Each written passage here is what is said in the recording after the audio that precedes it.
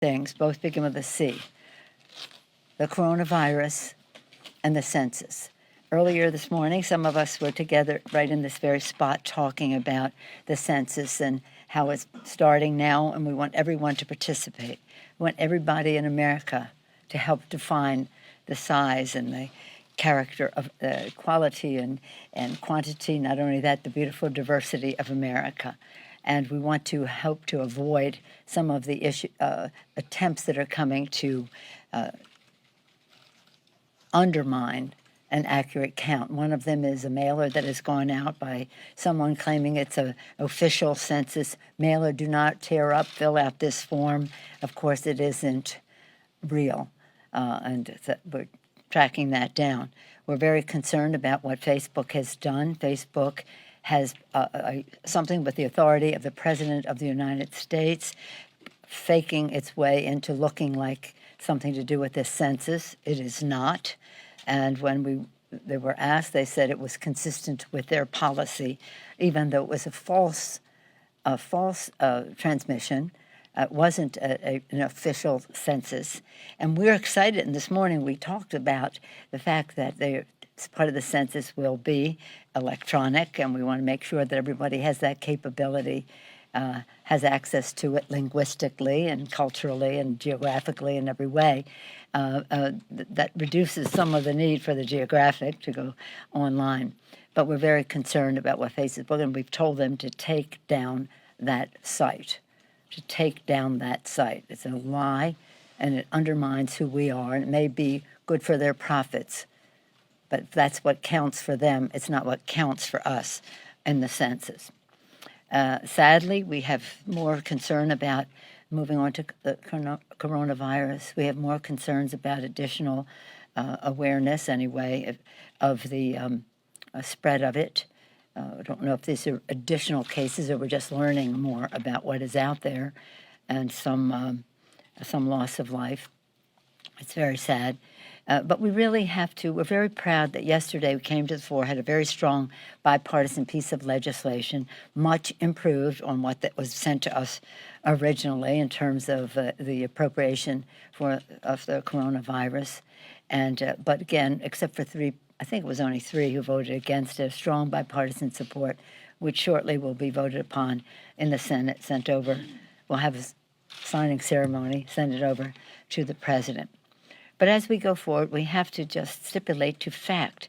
We have to dispel some of the misinformation that has been put out there. And for that purpose, we've had the opportunity in a number of meetings, yesterday with the vice president, today with a wide range of representatives of the administration, to just try to correct the record.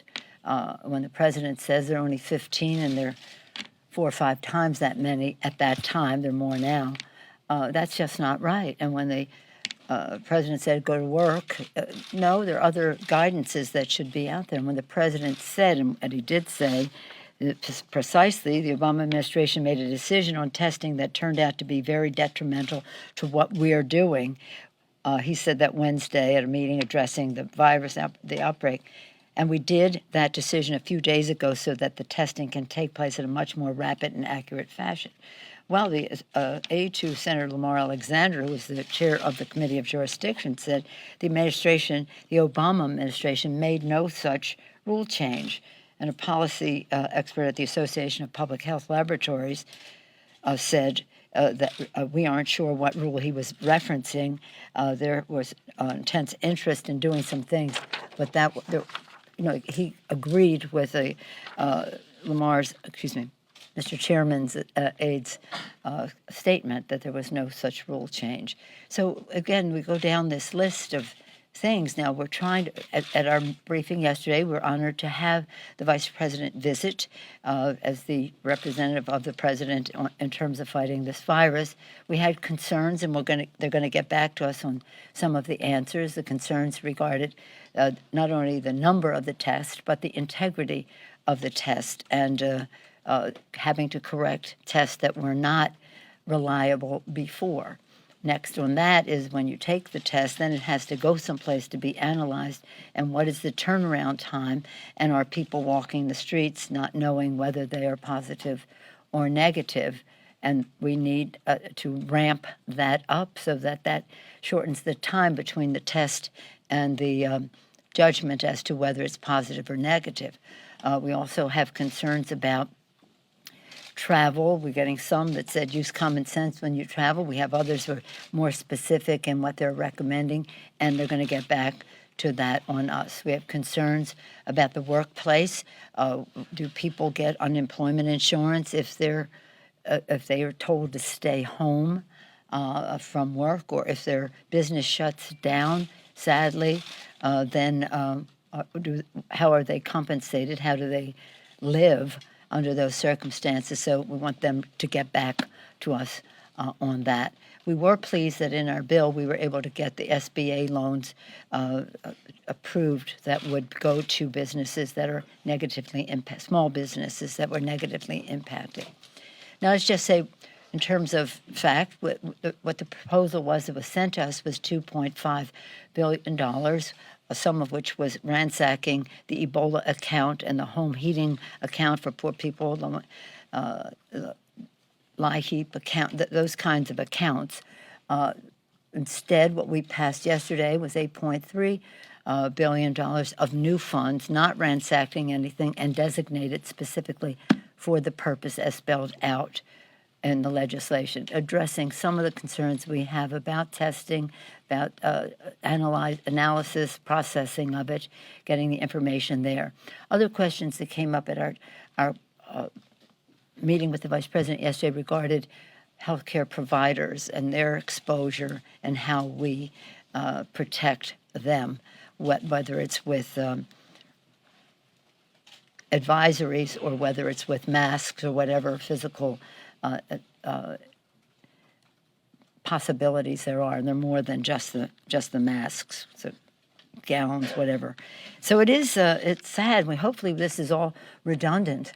Hopefully that we are taking precautions that will prevent more from happening, but that it's a giant step forward. We think we need to do more depending on how this expands. But we don't. We want to have what we need to have because we want to have the people to have confidence. And I think one important way to have confidence is first to have truth and trust in what is being said, to have the resources necessary in real time that compensate state and local government and other entities that are already spending resources, using beds, accommodations, having an opportunity cost for what else they might be doing with those. And again, working together in a completely apolitical way on this, based on science and evidence and fact and truth and the true epidemiology of this coronavirus and where it exists and how it spreads, and again, how America can be a resource to the world because, as you know, these viruses know no boundary. And so in a humanitarian way, as we did with Ebola, we want to help to stop it and prevent it. But it also is in our interest to do so. So that on those two. And next week we have a number of bills coming up, repealing the no ban, the Muslim no ban, issues that relate to, later we'll be doing the surprise billing, but hopefully very soon on that. We're coming to closure on bipartisan proposal in that regard. But next week we hope to reauthorize FISA, and we plan to pass Senator Kane's bipartisan war powers resolution, among other things that we'll do next week. So again, though, everything is overwhelmed by the coronavirus because this is about the health and well-being of the American people and how we, in a very coordinated, government-wide way, respond to it. And as I say, we're proud of the bipartisan nature of the bill that we were able to negotiate yesterday. It took some time to add Small Business Administration as members came in with ideas. I'm very proud of California, Mike Thompson, and others from rural areas talked about telemedicine, telehealth, and that we were able, after much negotiation, to finally get that into the legislation as well. So we're listening to members and trying to accommodate their experience and what can be helpful from that experience in the legislation. So it was good, and I'll look forward to signing the enrolling the bill before we send it to the president later this afternoon. Madam Speaker? Yes, ma'am. Chuck Schumer said that Neil Gorsuch and Brett Kavanaugh would, quote, pay the price for voting against abortion rights. Were those comments appropriate in your Well, I believe he also said on the floor today that his words were not appropriate, and I support him in that. It's unfortunate because, as you see, I think the Republicans say it's okay if the president does it, but it's not okay if other people do it. It wasn't right for anybody to do it, and Chuck recognized those words. Yes, Nancy? Madam Speaker, do you feel you have gotten a full explanation at this point for why the U.S. was so much slower to get test kits out the door than some other countries? Well, let's just say this right now in China, I've been told by some people that in China they are saying that this all started in the United States. Well, we know that it did not. But we do know that when it started in China, there was a delay in informing the Chinese and the world as to what was happening. At the same time, the president would say, heck of a job, President Xi. You know, he's making that he was such a great leader, was going to take care of this as soon as the weather warmed up. But I think that part of the problem was lack of notice in a timely, responsible, scientific fashion as to what was existing. Then our exposure to it, we weren't ready in terms of the advisories that were being put forth by the CDC, saying you only test somebody if they just had a trip to China or if they're old and have diabetes or something like that. Well, that was not the appropriate guidance. They know that they had to correct that. So let's talk about the future. Let's say there were that many of the tests were not good enough. The analysis is still, in some cases, taking too long, but was not in appropriate time fashion to let people know you should go quarantine or you should go to work. And the list goes on. But what we think we can do in this bill is to correct a great deal of that, and then to go forward. Now, again, we can go through a whole list of things that in 2018, the president shut down the office, the part of the National Security Council that deals with this issue, just shut it down, never appointed other people in the role. In his budget, he cut out $700 million for CDC. When they asked, he said, I just don't like having a lot of employees around. When we need them, we'll get them back. Well, no, they are doing a job, and we have to recognize the value of their worth and have them trust the fact that they will not be here today, gone tomorrow, and don't get another job because we may hire you back later. So I think there were some mistakes that were made, but not so much to dwell on them, but to go into the future and say, we can't do that. The people who are there in the Obama administration, in the National Security Council and related agencies who are there for this particular purpose. Quite frankly, if you want to see a template about how to deal with such an epidemic as Ebola, look to what the Obama administration did. It was picture perfect. It was really excellent in terms of how to husband and allocate resources, also talent, put some of our scientists in a place where we could really evaluate what the epidemiology is, what are the prospects for more people catching it, what can we do about that. Much of that was erased in the Trump administration. I think the reality of this, even if the president thinks it's 15 when it's 65 or whatever it was that day, I think the reality is in the public domain, thanks to many of you, and hopefully some of the people in the Trump administration. So right now it's about how we go forward, recognizing that we were on a path that wasn't working, but not blaming it on somebody else, but taking responsibility for it now. Are you interested in investigating what went wrong? We just want to get people well. We just right now want to make sure that this does not spread, and that people get well. As we go forward from this, though, we should have after-action review and say how can we be better poised for how we go forward. But this is we have simply no idea of how much this may spread. So our focus has to be on stopping the spread and curing people. And so that means we also have to invest, as we do very heavily in our bill, in a vaccine to help prevent, but that takes time. Also in the pharmaceuticals the therapies that will help and possibly cure. One thing we did in the bill was to try to ensure we're 100% successful,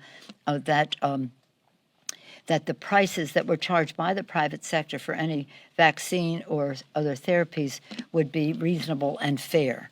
That is how the federal government contracts, reasonable and fair, and not have an exploitation by the private sector of the taxpayer or of the patients. We were only able to succeed with that in the public sector piece of the bill. We fought till the end to get it in the private sector so that people with insurance and the rest would not be subjected to any price gouging. Hopefully they won't be, but we wanted to ensure that they wouldn't be. So again, there's the research that goes into the vaccine, the rest. You have to make sure you have the resources so that you can, with certainty, continue the research, keep the people employed who are doing that great work. And when we rein this in, and hopefully that will be soon, but who knows, then we can do an after-action review as to what we need to be fully prepared, because it is an insurance policy. And insurance is something you have in case you need it, but it isn't something you have because you know you're going to need it, because nobody would be in the insurance business. Yes, sir. Madam Speaker. Yeah. Good afternoon. Yeah. What are your concerns about the threat in this building? I know you met with the other congressional leaders yesterday about congressional operations.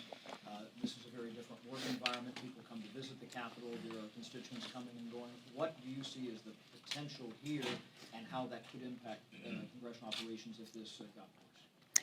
We are a place where many people come, especially at this time of the year in the spring. So what we want to do is to make sure that our visitors, our press, our staff, and our members take the precautions necessary, or in their own lives for wherever they do live, but especially when they come to a place like this where many people come together. So some of what we were briefed on yesterday is on a classified nature, some not, and some of it is just about good hygiene and washing down your tabletop and washing your hands for 20 minutes and sneezing into a tissue and throwing it away, that kind of thing. But that is part of the briefing that we received from the Capitol Physician's Office. But from the Capitol Police, we were assured about initiative, and I think this will be a public document, but I know it's not classified. What I'm going to tell you now is that in case, God forbid, but in case there is a need for people to work from home, that all of the offices, and that I mean not only congressional offices, but offices that serve the purpose of the Capitol, will have the technology up to date in order to do that. Not everybody is in our offices is at the same level of sophistication and all of that, but to make sure everybody is good enough in case we have to work from home. We can't vote from home, however. And so it's about security. It's not about testing everybody who comes into the building. That's not realistic. But it is also hopefully that the message that goes out more globally is that people will be more responsible about their own preventative methods. And I don't know, one thing they said the other day was, don't hug anybody who's sick, okay. Stay home if you're sick, okay. Sneeze in a tissue and throw it away, okay. Wash your hands for 20 seconds, or is it 24? better make sure, do 24 just in case, with soap and those kinds of things. I think we're going to be developing good habits as we go forward. But some of that sounds very basic and mundane, but it does prevent the spread. And again, the police chief gave us a presentation about what was being done to make sure that the security that protects the Capitol is secure as well. And so again, the leadership of the Capitol is always concerned about the security of the Capitol, and now it is coming down more in terms of not only security but the health security. But nobody's changing operations now that No, there's hygiene. no. But we heard. Let me say, we heard from the office of the Capitol Physician. We heard from the clerk of the House. We heard from the chief of police. That's separate from the sergeant at arms in the presentations. There were some others, the architect of the Capitol and the rest, as to just logistics and under whose auspices certain things fell. But it will be ready should something come along. But what we mostly do is pray. Speaker Pelosi, Yes, sir. Yes, sir. last week you said that you talked to Vice President Pence and you didn't think that he was up to the job of managing the administration's response. After meeting with him yesterday and through your experience over the last week, has your opinion on that changed at all? Well, I don't know if I said he wasn't up to the response. I was just saying that I had concerns because of his experience in not being up to the task as governor of Indiana when it came to the HIV/AIDS challenge that he had there. I think the record is very poor there, and I'm concerned that his own director of health policy there is now the Surgeon General of the United States. Again, we're in a new setting, a new urgency, another set of scientists, some with more experience than others in the public sector, all with some experience. And so hopefully they will listen to the scientist. As I've said, I've had confidence in Dr. Fauci. He has confidence in others. But I think we have a sufficient number of answers of "I'll get back to you," that we are continuing our vigilance. Speaker Pelosi, Yes, sir. next, March 15th, FISA authorities expire. Would you, some of your members. FISA, do we say? FISA authorities Yeah. expire. Some of your members are willing to see it expire. Are you willing to see No, them no, expire? no. And secondly, some of your members also want to hold individuals who defied the subpoenas during the impeachment probe in contempt. Are you willing to see? Is that two those people different held in questions? Are contempt? we allowing people to have two different, completely different questions, or should we move on to another person? Let me just start with FISA. You know, that's my wheelhouse, intelligence. I've been there for almost all of the FISA legislation and the rest. No, we have to have an we have to have a reauthorization of FISA. We're having our own negotiations within our own group, but also was among the Democrats and vis-a-vis the Republicans. And as I said, we're hoping that we could be ready for something next week. But we will come to the floor when we're ready. I was very much opposed to putting a FISA bill on the coronavirus bill. I mean, really? If I have my objections to the FISA bill, as you mentioned, some do, but if I want to vote for a coronavirus supplemental, I have to vote for FISA. We're not putting people in that kind of a situation. And what was the second one? Contempt, holding individuals in Well, contempt. that's not. Right now, we're trying to save lives, prevent a disease from spreading. We had enough to challenge us with the. With getting a supplemental that the Republicans would agree to of the size that we needed. That doesn't mean we abandon any of our responsibilities to protect and defend the Constitution of the United States, and the congressional oversight will always continue. Madam Speaker? Yes, sir. I wonder if you have any reflections on, excuse me, this being a two-person race now. I know He wants to talk politics under the dome of the Capitol. we would do that. Just as long as you don't bring up money. We're not talking money. And Elizabeth Warren dropping out. It says civics. Are we talking civics here? Civics, yeah. What about it? Do you have any reflections on your party's race being down to two people and Elizabeth Warren? Yeah, dropping out. That was interesting, wasn't it? Which part? Oh, that being the last part, the Elizabeth part, that was interesting. My daughter's such an avid supporter of women that I don't know, she's going to be in a place today, my daughter Christine. But in any case, as we all are, but nonetheless, that was her focus. Here's the thing. I'm so proud to be a Democrat because to be a Democrat is to respect other opinion, including even Republican opinion. But the beautiful diversity in our caucus has always been our strength. And as I say, our diversity is our strength, but our unity is our power. And as we respect each other's point of views on some of these subjects, we have to realize that whatever differences we have are minor compared to the chasm between us and the President of the United States. So when we come together, I may have said to you before that we would madly embrace whoever the nominee of the party is. That's what I said last week. This week I say we will madly elbow bump the... we're not embracing anybody. But it's exciting, and to have a difference of opinion as to role of government and where you come down in one way or another is again the vitality, the democratic way. I hope that we won't have any, and having disagreements is otherwise only one of us needs to show up, right? If everybody was thought alike, but that we don't, and we represent our different regions, our different philosophies, our different ethnicities, all the rest, and so I'm encouraged by the debate that is taking place, that I hope will take place now with clarity of between two people. I mean, I wouldn't have objected if other people were still in the race, but to take advantage of the opportunity that's having a two-party race. But again, make no mistake, we are for the winner of the person who wins our nomination, and we respect what the public has to say about that. Yes, ma'am.